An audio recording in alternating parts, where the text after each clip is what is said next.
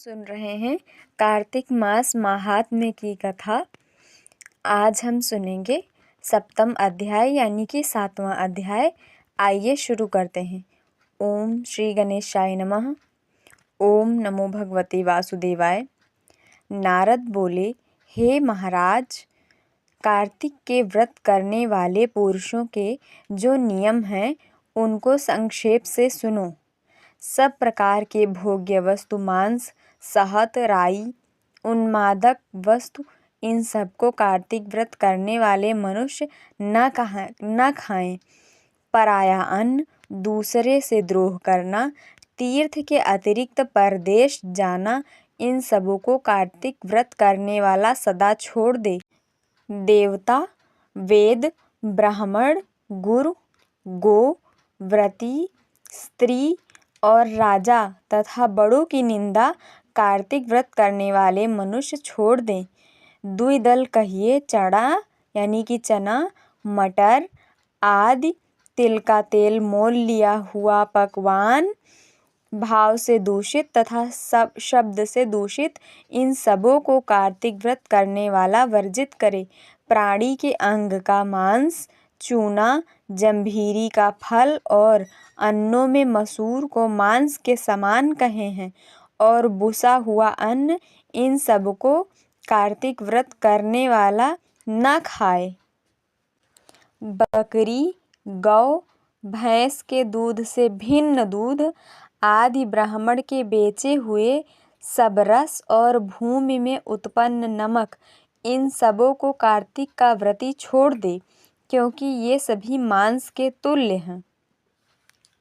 तांबे के पात्र में रखा हुआ पंचगव्य और छोटी तलैया में भरा हुआ जल और अपने लिए सिद्ध किया हुआ अन्न पंडितों ने मांस के समान कहा है।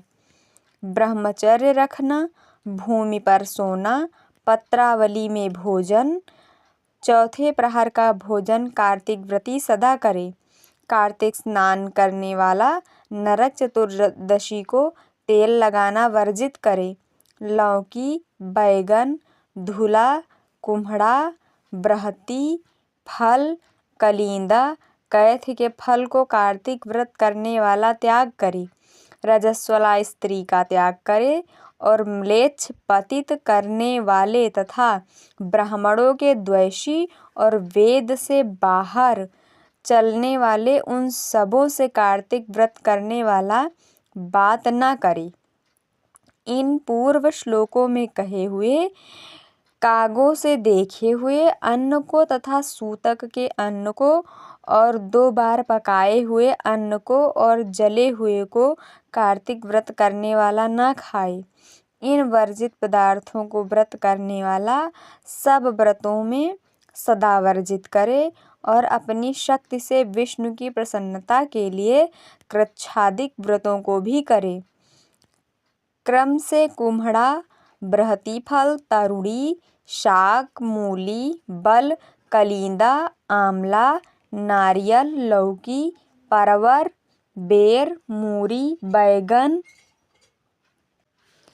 लवली शाक तथा तुलसी शाक, ये शाक क्रम से प्रतिपदा आदि तिथियों में वर्जित हैं। रविवार को आंवले का व्रती सदा त्याग करे।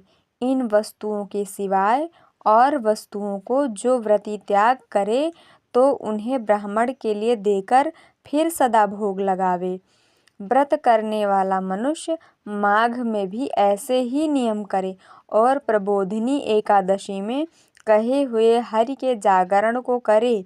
कही हुई विधि के अनुसार कार्तिक के व्रत करने वाले मनुष्य को देखकर यमदूत ऐसे भाग जाते हैं जैसे सिंह से पीड़ित हाथी भाग जाते हैं। विष्णु का व्रत करने वाला एक श्रेष्ठ है और 100 यज्ञों से यजन करने वाला श्रेष्ठ नहीं है, क्योंकि यज्ञों को करने वाला स्वर्ग को जाता है और कार्तिक व्रत करने वाला वैकुंठ को जाता है।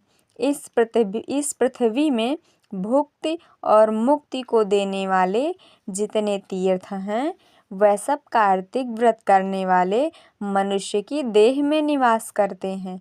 विष्णु के वाक्य से प्रेरणा किए गए इंद्रादिक देवता कार्तिक व्रत करने वाले की ऐसी रक्षा करते हैं जैसे सेवक अपने राजा की रक्षा करते हैं। विष्णु व्रत को करने वाला जहाँ पूजित हो स्थिर रहता है, वहाँ ग्रह भूत पिशाच आदि निश्चय से नहीं रहते। कही हुई विधि के अनुसार कार्तिक व्रत करने वाले मनुष्य के पुण्य को चतुर्मुख ब्रह्मा भी कहने में समर्थ नहीं है। विष्णु का प्यारा, संपूर्ण पापों का नाश करने वाला और अच्छे पुत्र तथा धन धान्य की वृद्धि करने वाला ऐसा जो कार्तिक का व्रत है, उसे ही जो मनुष्य नियम से करता है, उसको तीर्थों की यात्रा और सेवा से क्या प्रयोजन है। ओम तत्सत। ओम नमो भगवते वासुदेवाय। आज सप्तम अध्याय संपूर्ण हुआ यहीं पे, और आज की कथा यहीं पे पूर्ण होती है। इसके आगे हम कल सुनेंगे। ओम नमो भगवते वासुदेवाय। बोलो सिया रामचंद्र की जय। बोलो जय जय श्री लक्ष्मी नारायण। बोलो उमापति महादेव की जय। बोलो जय जय श्री राधा कृष्ण। ओम बोलो बजरंग बली की जय। बोलो भाई सब संतन की जय। बोलो भाई सब भक्तन की जय। ओम नमः पार्वती पतये। हर हर महादेव। जय जय श्री राधे। जय जय श्री राधे।